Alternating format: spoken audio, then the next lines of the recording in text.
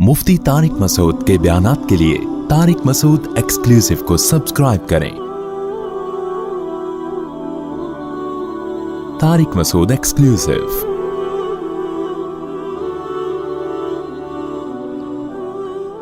तो ये मैं चंद मिसालें मैंने आपको दी हैं कि इस्लाम का कोई भी निज़ाम आप उठा के देख लो, महफूज भी है अल्हम्दुलिल्लाह, और दूसरे निज़ामों से कंपेयर करो तो सुपीरियर भी कौन है? इस्लाम है। ये इसकी अलामत है कि मोहम्मद सल्लल्लाहु अलैहि वसल्लम का ये पेश करदा निज़ाम आपका ज़ाती नहीं था, बल्कि ये किसका है? ये अल्लाह। उस किताब को देख लो, 1400 साल से महफूज है। किताब पे राइटर का नाम नहीं है और किताब 1400 साल से क्या है? बोलो, महफूज। कैसी अजीब किताब है यार, एक लफ्ज में भी तहरीफ नहीं हुई। दुनिया में सबसे ज्यादा पढ़ी जाने वाली किताब कुरान, दुनिया में सबसे ज्यादा सुनी जाने वाली किताब कुरान, दुनिया में सबसे ज्यादा समझ के पढ़ी जाने वाली किताब कुरान, बगैर समझे पढ़ी जाने वाली किताब कुरान, खड़े होके हाथ बांध के सुनी जाने वाली किताब कुरान, खड़े होकर घंटों घंटों हाथ बांध कर पढ़ी जाने वाली किताब कुरान, सबसे ज्यादा बेसमझे याद किए जाने वाली किताब कुरान, सबसे ज्यादा समझ के याद की जाने वाली किताब कौन सी है? कुरान। सबसे ज्यादा दुनिया में दर्स किस किताब के होते हैं? कुरान के। पेश करने वाला वो है जो ना लिखना जानता है और ना पढ़ना जानता है। अजीब बात है या नहीं मेरे भाई? नहीं यानी मेरे ख्याल समझ में। पेश करने वाला जो है इस किताब को, जिसको इतनी मकबूलियत मिली, वो ना लिखना जानते और ना पढ़ना जानते। और कमाल की बात है, जिस पैगंबर ने ये किताब पेश की, जो न लिखना जानते ना पढ़ना जानते, वो खुद लिखवाया करते थे दूसरों से जब आयतें नाजिल होती थी। भाई मुझे तो लिखना नहीं आता, आप क्या करो, आप लिखो। इसको चमड़ों पे लिखी जा रही है, ऐसी महफूज हुई है, ऐसी महफूज हुई है, एक एक हर्फ। कारी लोग कैसे निकलवाते हैं ना बच्चे के हलक से, भाई हा है तो हा है, हा नहीं है, इतनी चेंजिंग नहीं हुई है, ऐसा निकलवाते हैं। वो कह रहे थे हा निकालो, हा बच्चे से निकल नहीं रहा था। बोला हलवा बोलो, हलक से निकालो हलवा। माँ ने कहा मैं पका के ले आती हूँ, बच्चे के हलक पे तजर्बे ना करें। कारी लोग यहां भी है ना माशाल्लाह। तो एक एक लफ्ज क्या है, ऐसा खानदानी तरीके से महफूज हुआ है, ऐसा खानदानी तरीके से। दुनिया की 1400 साल पहले जबानें इस तरह महफूज हुई। मैंने कहीं ये बयान किया तो हिंदू ने कमेंट किया, भाई 1400 साल पहले इसकी सकरत जबान जो है तो सदियों पुरानी है। पुरानी है, हम कब कह रहे हैं, वो कंडीशन में नहीं है जो 1400 साल पहले। 1400 साल पहले का कोई फारसी बोलने वाला या कोई भी जबान बोलने वाला उठ के आ जाए, आज बात करे, आपको समझ में नहीं आएगा क्या क्या है। लेकिन 1400 साल पहले नबी सल्लल्लाहु अलैहि वसल्लम का दौर का कोई अरबी आ जाए और आपसे बात करे, इस इंसानों से कलाम करे, दुनिया के 20 मुल्क उसकी बात समझ रहे होंगे क्या कह रहे हैं। 20 लोग नहीं, 20 मुल्क में रहने वाले करोड़ों इंसान, और जो अरब कंट्री नहीं है उनमें भी जो उलमा है जो अरबी जानते हैं वो भी सुन रहे होंगे। अरबी में पानी को 1400 साल पहले क्या कहते थे? अलमा। आज भी क्या कहते हैं? अलमा। आसमान को क्या कहते थे? समा। आज भी क्या कहते हैं? समा। जमीन को क्या कहते थे? अर्ज। आज भी क्या कहते हैं? अर्ज। मर्द को क्या कहते थे 1400 साल पहले? और रजुल। आज भी क्या कहते हैं? रजुल। औरत को क्या कहते थे 1400 साल पहले? इमरा। आज भी क्या कहते हैं? इमरा। बिछोने को 1400 साल पहले कहते थे महद, आज भी क्या कहते हैं? महद। दिरहम को 1400 साल पहले क्या कहते थे? दिरहम। आज भी क्या कहते थे? क्या कहते हैं? दिरहम। चांदी को कहते थे फिजा, आज भी क्या कहते हैं? फिज। वो वाली फिजा नहीं जिसकी तरफ आपका दिमाग जा रहा है, फिजा। 1400 साल पहले सोने को क्या कहते थे? रहब। आज भी क्या कहते हैं? सहब। सूरज को 1400 साल पहले कहते थे शम्स, आज भी क्या कहते हैं? शम्स। चांद को 1400 साल पहले क्या कहते थे? कमर, आज भी क्या कहते हैं? कमर। नाम को क्या कहते थे? इसम, आज भी क्या कहते हैं? इसम। कुरान की वजह से एक जबान हमेशा के लिए महफूज हो गई, क्योंकि अल्लाह ने कुरान की हिफाजत करनी थी। अल्लाह ने कहा अगर लैंग्वेज और जबान की हिफाजत नहीं तो कुरान जाया हो जाएगा। अल्लाह ने पूरी जबान को महफूज कर दिया। एक गोरे की तहकीक बता रहा हूं आपको। गोरा कहता है, मुझे इंशाल्लाह, मुझे चूंकि अब ये मैं फिलबदी ही बात कर रहा हूं ना, अगर पहले से प्लान होता तो मैं उसका हवाला लेकर आता। एक गोरे ने लिखा है कि अगर कोई शख्स ये चाहता है कि मेरी रिसर्च हमेशा महफूज रहे तो उसको अपनी रिसर्च अरबी जबान में तहरीर करनी पड़ेगी, क्योंकि 1200 साल पहले जो किताबें मुस्लिम साइंसदानों ने लिखी हैं, मुस्लिम स्कॉलर्स ने लिखी हैं, मुहद्दिसीन ने लिखी, फुकाहा ने लिखी, आज 1200 साल के बाद भी वो चेंज, वो अरबी समझ में आ रही है। मैंने खुदूरी की मिसाल दी, ये तो 1200 साल, तकरीबन 1100 साल पुरानी किताब है। ہم جو عربی ادب کی کتابیں مدرسے میں پڑھتے ہیں، نبی صلی اللہ علیہ وسلم کے زمانے سے 40 سال پہلے کی پرانی، یعنی 40 سال پرانی شاعری ہے. حافظ ابن حجر نے 700-800 سال پہلے کتابیں لکھی ہیں.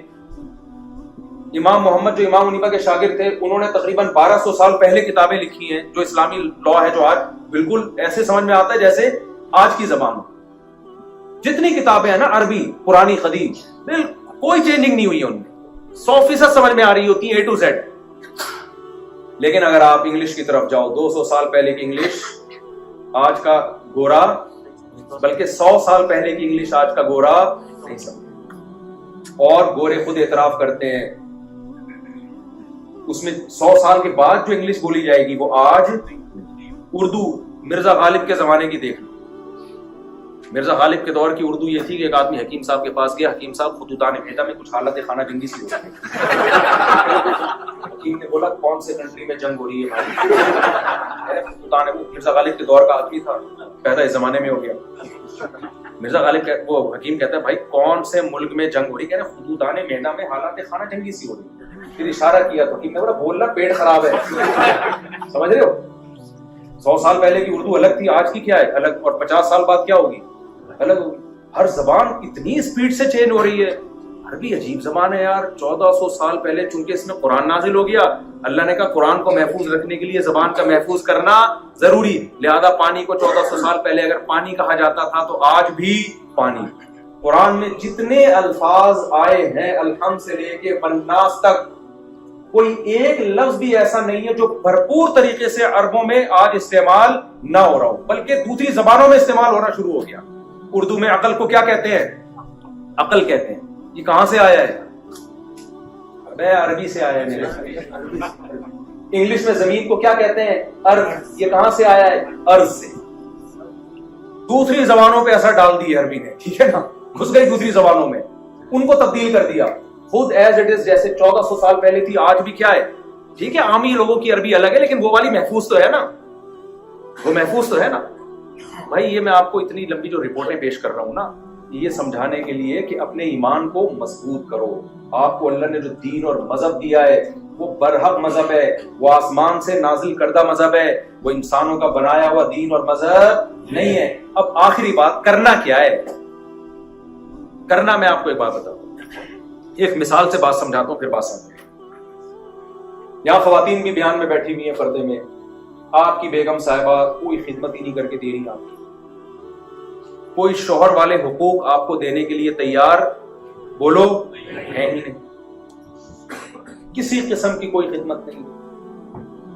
آپ کو شک ہوا کہ پتہ نہیں اس کو پتا بھی ہے کہ میں ان کا میاں لگتا ہوں رشتے میں، کیا خیال ہے؟ یا الٹا کر لیتے ہیں مثال کو تاکہ خواتین ناراض نہ ہوں.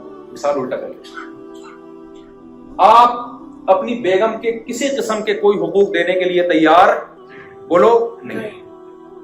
جب گھر میں آتے ہیں ایسے جیسے ہلاکو خان نے بغداد پہ حملہ، تمیز سے بات ہی نہیں کرتے. وہ نان نفقہ مانگتی، آپ نان نفقہ نہیں دیتے.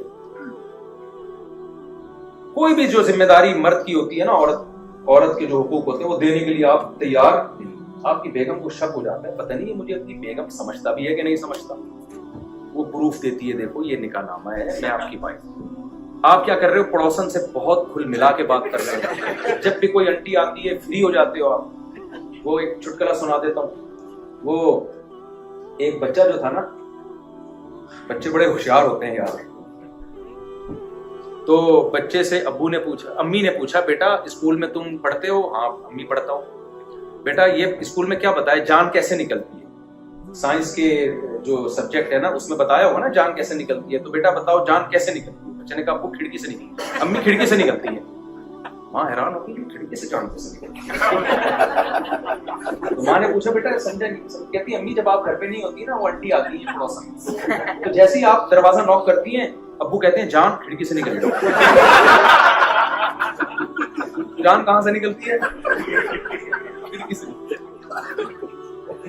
تو اب آپ کیا ہو رہے ہو؟ پڑوسن کو جان بھی کہہ رہے ہو، پڑوسی کچھ منگواتی ہے پڑوسن تو اس کے حقوق بھی سارے پورے کر رہے ہو. آپ کی بیگم کو کنفیوز ہو گئی کہ پتہ نہیں ان کو پتہ بھی ہے کہ آپ کی مجھ سے شادی ہوئی تھی، کسی قسم کی کوئی فری کرانے کے لیے لفٹ کرانے کے لیے بندہ تیار ہی نہیں ہے، کوئی حقوق ہی نہیں دے رہا. وہ نادرہ کے سرٹیفکیٹ دکھا دیتی ہے, نکاح نامہ دکھا دیتی ہے, آپ ایمان لے آتے ہو, بیگم میں مانتا ہوں کہ تم کیا ہو میری وائف, لیکن آپ کا ایٹیٹیوڈ چینج نہیں ہوتا,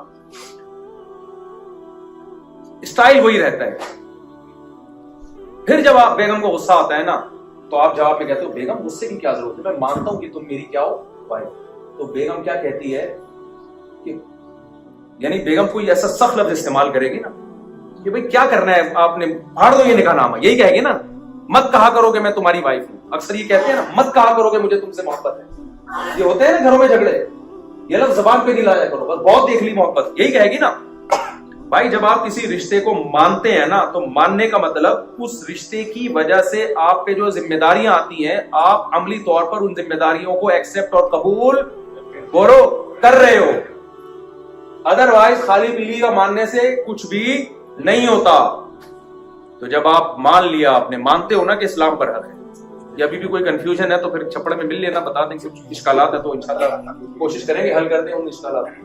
اگر کوئی بندہ چاہتا ہے نا تو الحمدللہ اسلام پہ اٹھنے والے ہر اعتراض کا جواب الحمدللہ موجود ہے. چاہتا ہی نہیں تو پھر تو پتھر دلوں کو کوئی نہیں پگھلا سکتا. قرآن نے بھی مثالیں دی ہیں کہ کچھ پتھر ایسے ہوتے ہیں کہ جو اللہ کے خوف سے لڑک جاتے ہیں, لیکن کچھ دل ایسے ہوتے ہیں کہ جن کے سامنے جتنی مرضی تقریریں کی جائیں وہ اپنی جگہ سے ہلنے والے نہیں ہوتے. پتھر میں بھی کچھ نہ کچھ اللہ نے اثر قبول کرنے کی صلاحیت رکھی ہے.